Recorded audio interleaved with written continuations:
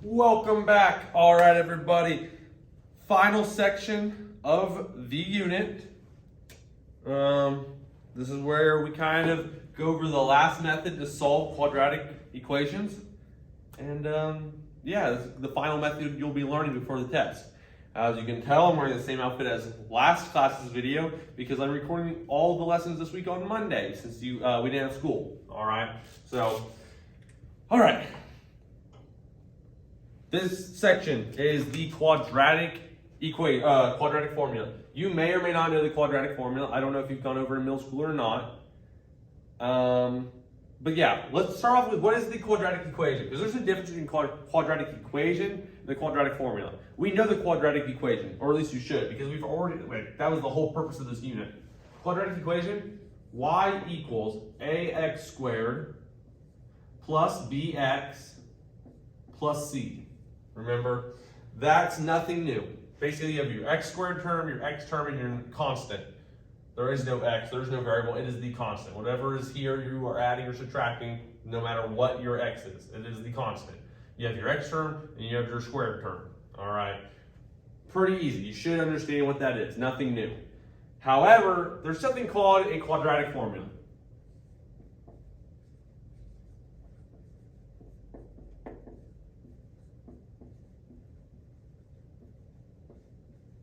All right, quadratic formula. This can be very, very complicated.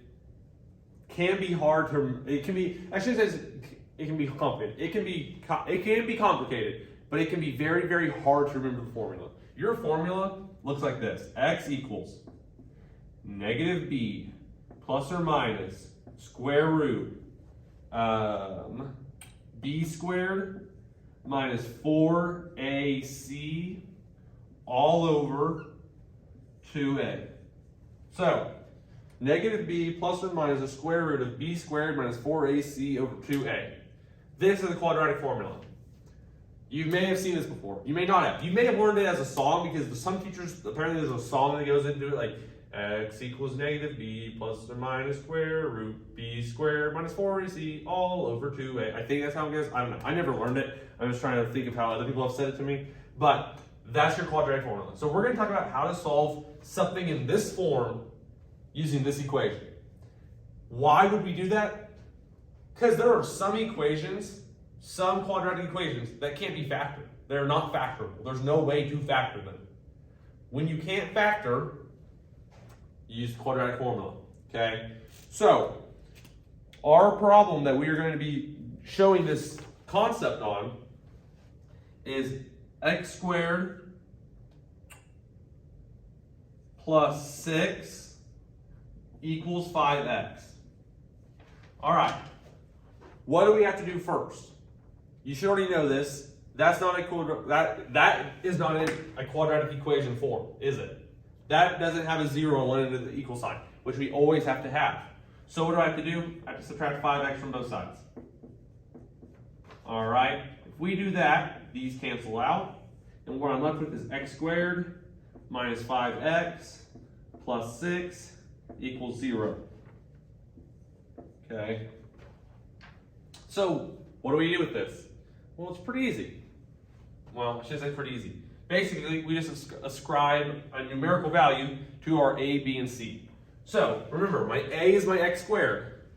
What's here? Imaginary 1. So this is my a term. My a is 1. My b goes with my x term. So my b is negative 5. Whoops. Underline negative 5. It is my b term. And my c term is my constant. So what's my c? It is plus 6. Okay? Now that we're here, I'm going to plug it into this formula. So, negative b becomes negative 5. Plus or minus square root b squared, so negative 5 squared, minus 4, a, which is 1, c, which is 6, all over 2a. Oh, And a is what again? A is 1. Okay? From here, now we just solve and simplify. Simplify and solve. So, what is this value? Negative negative 5. Well, that's just 5. Plus or minus square root. Negative 5 squared. Negative 5 times negative 5 is positive 25. Square it. You get a ridiculously big number for an example. You're going to get, actually, you don't even have to square it. Well, you should square it. No.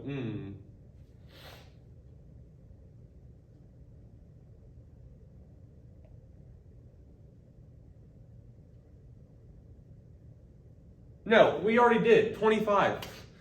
Negative, no, sorry, that's my bad. All right, 25 minus 4 times 1 is 4. Negative 4 times 6 is going to be 24. Okay, all over, 2 times 1 is 2. So what does this equation actually look like? You have 5 plus or minus square root of what? 25 minus 24 is just 1. All over 2. So what do you get? Well, this is where we solve. So plus or minus the square root of 1. What's the square root of 1? It's 1 times 1 is 1. So my square root of 1 is 1. So what I have is 5 plus or minus 1 over 2. Okay? So let's do it with a positive. 5 plus 1 over 2 is 6. 6 divided by 2 equals 3. So I got 3 as one answer. But what if my 1 is negative? So then I have 5 minus 1 over 2. Okay? 5 minus 1 is 4. This becomes 4 over 2, which equals 2. So you should get 2 or 3 as a solution. You can check this if we would like. What we can do is we can go back to our original equation, x squared minus 6 equals 5x. If we plug 3 in for both sides, I'm going to get 3 squared plus 6 equals 5 times 3. Okay? 3 squared is 9. 9 plus 6 equals 5 times 3 is 15. 15 equals 15. That is a true statement. So 3 does work. We can do the same thing with 2. 2 squared plus 6 equals 2 squared. No, 5 times 2. Okay. 2 squared is 4. 4 plus 6 equals 5 squared, which is 10. 10 equals 10. Again, true statement. So 2 and 3 are my solutions in this. I just had to use this can be complicated formula. But if you know how the formula works, it can be super easy. Especially if you don't try to square this twice like I just did. So, negative 5 squared is 25. I don't know why I tried to square it again, but brain was working a little too fast, all right? We're going to do, let's see.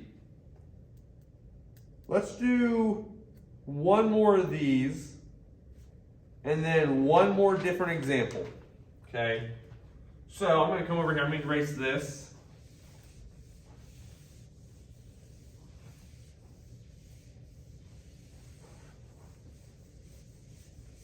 We have a new formula, or a new equation. Our new equation is negative 3x squared minus, or plus 5x equals 2. Okay, so I have to subtract 2 from both sides. I now get negative 3x squared plus 5x minus 2. Like I was saying earlier, the reason we do the quadratic formula is when you can't factor. If you look at this, factors of 1 and 3 and 1 and 2, I don't think you can factor that. If we tried, you get 3x and an x, a 1 and a 2, but now you have to get a positive 5 here, so now you have to figure out which is which. If I did 2 here, and a negative here, and a 1 here, and a positive here, and a negative here. Let's see, what does that give me? That gives me negative 6, negative 1. See, that doesn't work. If I change my signs, that gives me positive 6 and positive 1, which is going to give me 6. If I change the signs here and here, which just gives me a positive x, then I'm going to get negative 6, negative 1 is negative 7. I try to flip the sign, go positive and negative. That gives me positive 6, positive 1. So it can't be factored. See what I'm saying? So that's why we use the quadratic formula. There are just some equations that can't be factored. Okay, so let's figure out what my B, or my A, B, and C are. My A, negative 3. My B, positive 5. And my C is negative 2. A, B, C. So now we have our formula. Let's fill it in. Negative B, negative 5. Plus or minus, square root, B squared, 5 squared, minus 4AC, 4, A, C, all over 2A. Okay, so negative B, so negative positive 5, plus or minus B squared, 5 squared, minus 4, A, negative 3, C, negative 2, all over 2A, negative 3. Okay, now we simplify and solve. So, negative 5 is just negative 5, plus or minus 5 squared, I'm not going to do it twice this time, 25, minus 4 times negative 3, which is going to be positive 12. Positive 12 times negative 2 is going to be negative 24. Okay, all over 2 times negative 3, which is negative 6. Okay, simplify. Again, this is going to become 25 minus 24, which is square root of 1. So I get negative 5 plus or minus square root of 1 over negative 6, which is square root of 1 is just 1. So now I have negative 5 plus or minus 1 over negative 6. So let's do the math. Let's do it as a positive first. Negative 5 plus 1 over negative 6. If I add 1 to this, I'm going to go down to negative 4. So this becomes negative 4 over negative 6, which equals positive 2/3. I'm dividing a negative by a negative. So I get positive 2/3. Okay, then I come over here. Negative 5 minus 1 over negative 6. I'm going to get negative 5 minus 1 is going to be negative 6 over negative 6, which is going to come out to positive 1. So my solutions are 1 and 2/3. If I go back up here and plug those values in, we should get 2 equal statements, okay? So negative 3x squared, so let's do 1 first. Negative 3 times 1 squared plus 5 times 1 equals 2, okay? Let's do the math. 1 squared. 1 squared is just simply 1 times negative 3 is negative 3. 1 times 5 is 5. Negative 3 plus 5 is 2. 2 equals 2. So 1 is 100% a solution. And now we have to do the same thing with 2/3. Okay? So negative 3, 2/3 squared plus 5, 2/3 equals 2. Okay? 2/3 squared is 4/9. Plus 5 times 2/3. 5 times 2 is 10. 10 over 3 equals 2. I'm going to have to erase this to make room. Negative 3 times 4 is going to be negative 12 over 9. Plus 10 over 3 equals 2. We simplified negative 12 over 9 into negative 4 thirds plus 10 thirds equals 2. Again, I'm going to erase this to make room. Negative 4 plus 10 is going to be 6 thirds equals 2. 6 divided by 3 is 2. 2 equals 2. Again, it's a true statement. 2 thirds is our solution. All right. So we've done both. We have done both our solutions of 1 and 2 thirds, and we have got that they both turn out to be true statements, therefore they are correct answers. So the last thing we're going to do is to talk about finding approximate solutions. Approximate solution is nothing more than what we just did. The only thing is that instead of giving like a 1 here, where we had 25 minus 24, and then you get 1, and the square root of 1 is, well, you know, 1. Or if you were to get a 4 here, and the square root is 2. What we're saying is that sometimes you're going to get a number that doesn't have a square root, and then you're going to be left with a decimal. Anytime you have to deal with a decimal, just put it as an approximate value, which in this case, in this class, typically it's always going to be to the 100th. If your instructions say to the 10th to the 1000th, then do the 10th or the 1000th. But typically it's going to be to the 100th. So let's say you had,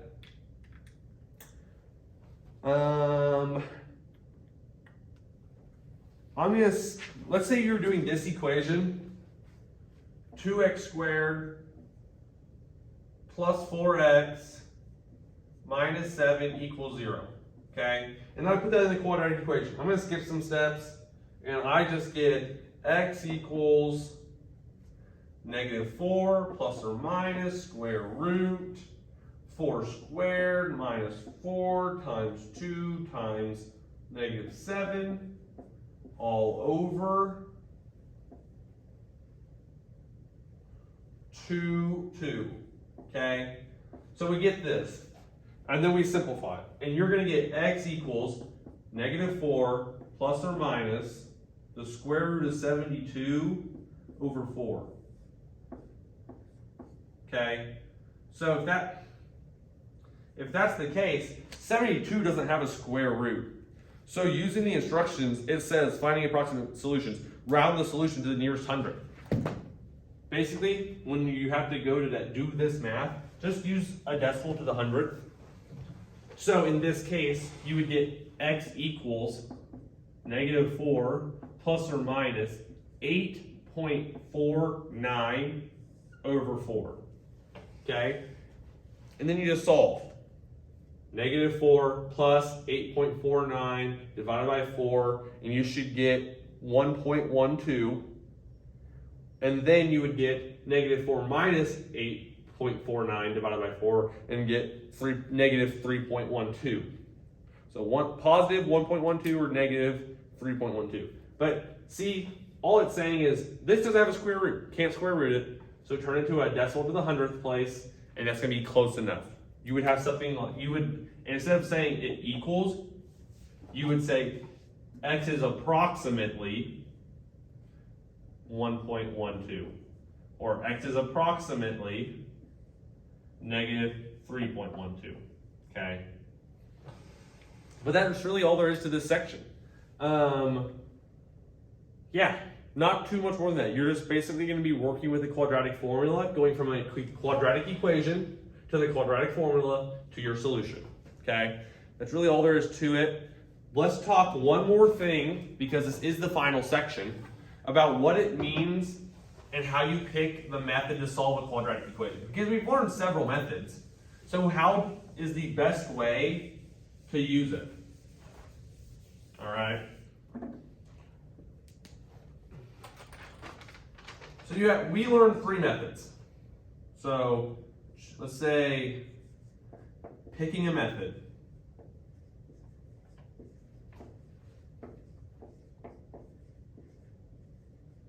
Picking a method. Number 1, first method is square roots. We learned square roots the very early on stages of this unit, maybe somewhere around the middle-ish third. Okay, square roots. When do we use square roots?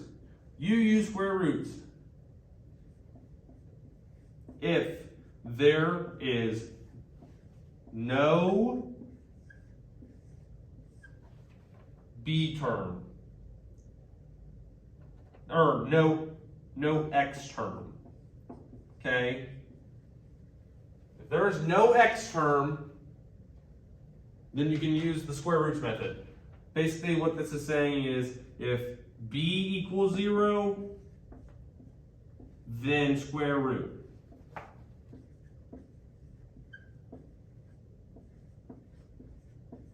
So if you have something like 1x, so I don't even need that, x squared minus 4 equals 0, square root method. Move the 4 over, x squared equals 4, square root both sides, x equals plus or minus 2. Okay, that's all. That was the square root method we learned. Okay, you can look back in your notes and find those notes because I know we did it. Okay, the second method is factoring, which you learned about last class. Use that one if you can factor it easily. So factoring.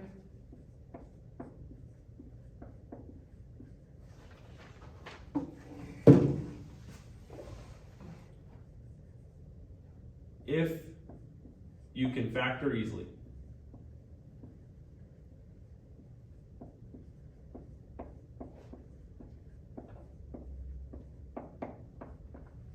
Okay, and then the third one is the one we just learned, quadratic formula.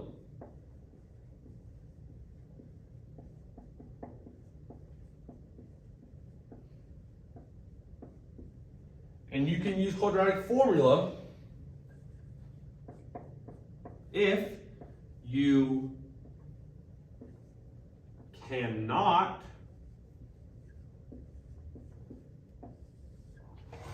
factor easily or at all.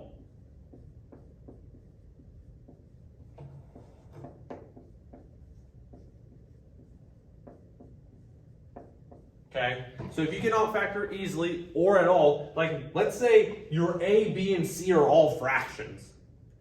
That's a pain to factor. You're probably going to be better off using the quadratic formula. Okay, so I would write this down. 1, 2, and 3, your three methods to use to solve a quadratic equation are square roots, which you're going to do if there's no middle x term or b equals 0. You can factor it if you have all three terms, or x squared and a c, or actually if it was an x squared and a bx, you can factor out an x, remember? So factor it if you can't square root it. If you can't square root it, then you can factor it, then factor it. And if both of these are too difficult or you cannot do, then quadratic formula. So this is basically the order in which you should check it. You should check to see if you can square root it first, because that's super easy. If you can't square root it, check the factor. If it can't factor, quadratic. Even if it can factor, but you're like, this is a really difficult factor, I'm not sure about the positives and negatives and the pairings, then quadratic formula, okay? But yeah, that's really all there is to this section. Ms. Ruby will get you your assignment, and next week we will be reviewing and taking our test. So I'll see you soon. If you need something, email me, ask Ms. Rigby, ask any other math teachers, and have a great rest of your week and weekend. See you later. Peace.